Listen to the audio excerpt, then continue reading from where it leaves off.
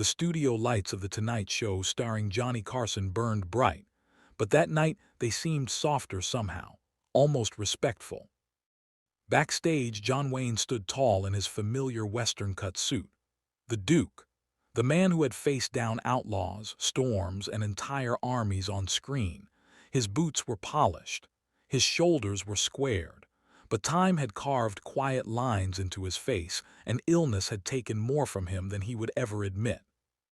On the other side of the curtain, Johnny Carson shuffled his monologue cards, glancing once toward the wings. Carson knew his guest well. America knew him well. But tonight wasn't about box office numbers or punchlines. Tonight felt different. "Ladies and gentlemen, John Wayne." The applause thundered. Wayne walked out slowly, deliberately, each step heavy but proud. The audience rose to their feet. It wasn't just clapping, it was gratitude. For decades of courage on screen. For a symbol of strength in uncertain times. For a man who represented something steady when the world felt anything but. He shook Carson's hand. Their eyes met, two icons of American television sharing a moment no script could write. They started lightly. Old Western stories, dust storms on set, long days filming under brutal sun. Wayne's deep voice rolled across the studio, still commanding, still unmistakable. The audience laughed when he teased Carson about city folks not knowing one end of a horse from the other. But as the conversation drifted toward legacy, something shifted. Carson gently asked how Wayne felt about slowing down. For a moment, the Duke looked out past the cameras, beyond the laughter, beyond the applause.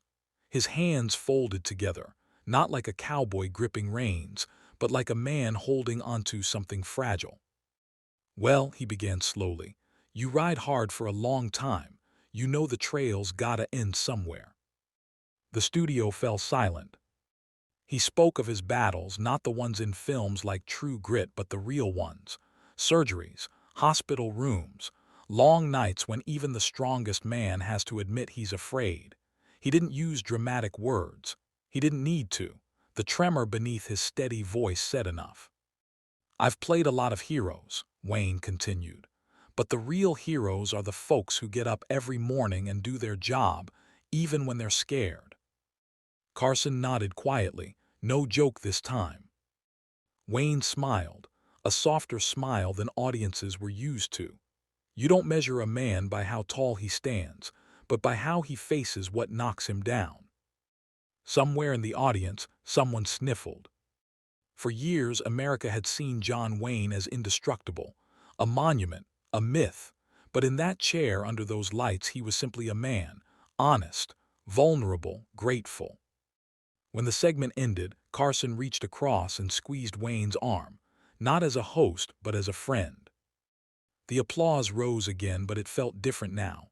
Not loud, not roaring, just deep, appreciative, almost protective. As Wayne stood to leave, he tipped an invisible hat to the audience. One last gesture from a lifetime of Westerns. He didn't rush. He didn't look back. Behind the curtain, the legend exhaled. Out front, America sat a little quieter that night. Because for a few unforgettable minutes, the Duke had stepped down from the saddle and shown them the man beneath the myth.